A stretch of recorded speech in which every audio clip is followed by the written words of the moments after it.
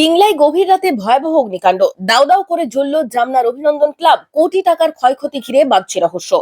গভীর রাতে আচমকা দাউ দাউ করে জ্বলে উঠল পিংলার অত্যন্ত পরিচিত জামনার অভিনন্দন ক্লাব। গতকাল রাত আনুমানিক 3:30 নাগাদ ভয়াবহ এই অগ্নিকাণ্ডের ঘটনাটি ঘটে। ঘটনার জেরে তীব্র চাঞ্চল্য ছড়িয়েছে গোটা এলাকায়। স্থানীয় সূত্রে জানা গিয়েছে, অভিনন্দন ক্লাবের নিচের তলাটি এক ব্যবসায়ীকে ভাড়া দেওয়া ছিল।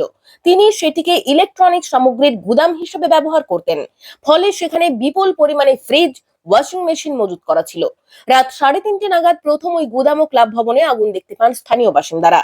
দাহ্য পদার্থ থাকায় মুহূর্তের মধ্যে আগুনের লেলিহান শিখা পুরো বিল্ডিং এ ছড়িয়ে পড়ে।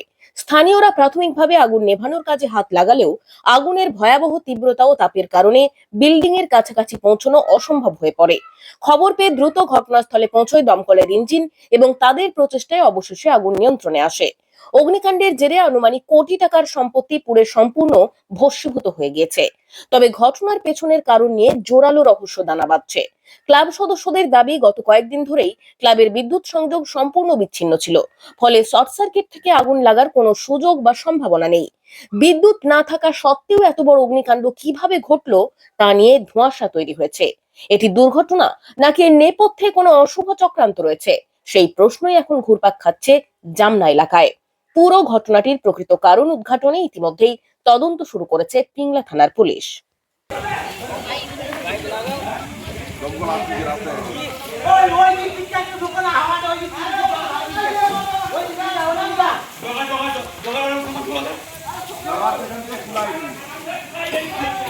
আরে পাইপ তো অনেক দরকার না,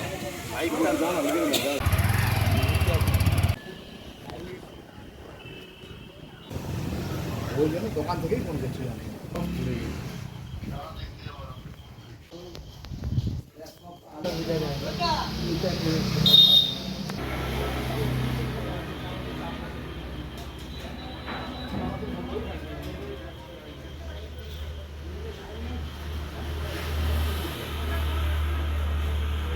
কালকে হঠাৎ রাত প্রায় 3:40 থেকে 50-এর মধ্যে হঠাৎ করে রাতে শুয়ে আছি, ফোন যায়।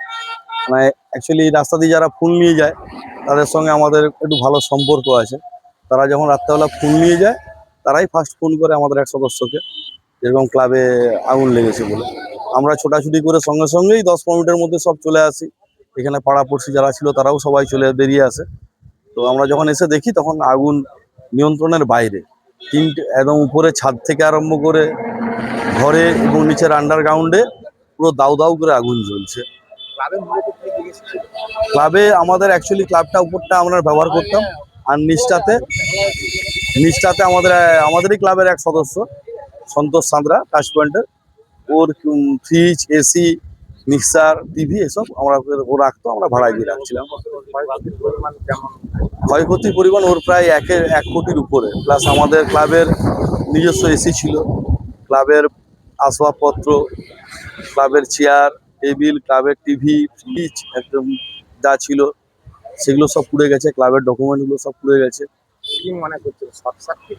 না, শর্ট সার্কিটের চান্স নেই। কেন, বিগত 2 দিন ধরে, পরশুদিন রাত্রেবেলা যারা মাল ঢুকোতে এসেছিল তারা তো মোবাইল জেলে লাইট দিয়ে মাল ঢুকিয়েছিল। কালকে আমাকে সকালবেলা বললে যে লাইনটা দাদা কি হয়েছে একটু দেখে নেবে। বললাম ঠিক আছে দেখবো।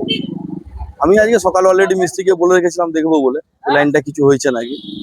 তারপরে আজকে সকালে যখন আমরা জাম্পারটা বন্ধ করে যখন লাইনটাকে ডিসকানেকশন করবো বলে রেডি হই, উপরে উঠে দেখি অলরেডি বক্স থেকেই আমাদের লাইনটা কেটে গেছে। মানে যেহেতু উপর থেকে বক্স থেকে লাইনটা কেটে গেছে, তাই শর্ট সার্কিটের কোনো চিন্তা ভাবনা নেই। আর যেভাবে আগুনটা লেগেছে 3টে ফ্লোর একসঙ্গে, মানে 20 থেকে 25 মিনিটের মধ্যে শর্ট সার্কিটে এতটা আগুন ছড়ানো অসম্ভব। 3টে ফ্লোরই একসঙ্গে জ্বলছে। কি নাম দাদা? আমার নাম বুবুল মুখার্জি, ক্লাবের সভাপতির দায়িত্বে আছি। জামনা আমাদের ঐতিহ্যের জায়গা। জামনাতে গত কয়েকদিন আগে একটা ক্লাবের জল প্রকল্প এবং ল্যাট্রিন বাথরুম ওই দুষ্কৃতীরাই রাতের অন্ধকারে ভেঙে চুরমার করে দিয়েছিল। সেদিনও তীব্র প্রতিবাদ করেছিলাম। আজকেও সকালে গেছিলাম, অভিনন্দন ক্লাব দেখে এসেছি যে ক্লাবটা দলমত নির্বিশেষে অ্যাম্বুলেন্স চলে, ব্লাড ডোনেশন ক্যাম্প হয়।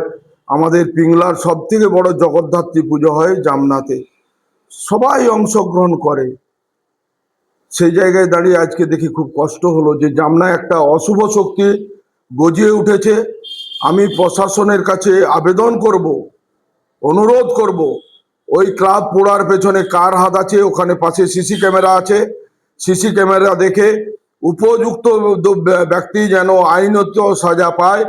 দল মত না দেখে যে দোষ করেছে উপযুক্ত দোষী যেন আইনি সাজা পায়, কঠোর শাস্তি দাবি করছি এবং এই ঘটনার তীব্র ধিক্কার নিন্দা জানাচ্ছি। এইসব ঘটনা আমরা মানতে পারছি না, মন থেকে হৃদয় থেকে মানতে পারছি না। একটা সংস্থা জ্বলে যাবে, একটা ক্লাব জ্বলে যাবে, এটা আমরা মানতে পারছি না। এর পিছনে কি কোনো ষড়যন্ত্র আছে বলে মনে করছে? থাকতে পারে, কিছু দুষ্কৃতী আছে, কিছু দুষ্কৃতী মদ্যপ মাতাল যারা আছে রাতের অন্ধকারে ওইসব করে বেড়ায়, তাদের কাজ ওটাই। তারা সারা জীবন ওই দুষ্কৃতিই থাকবে, সাধারণ মানুষের পাশে কোনোদিন দাঁড়াতে পারবে না তারা।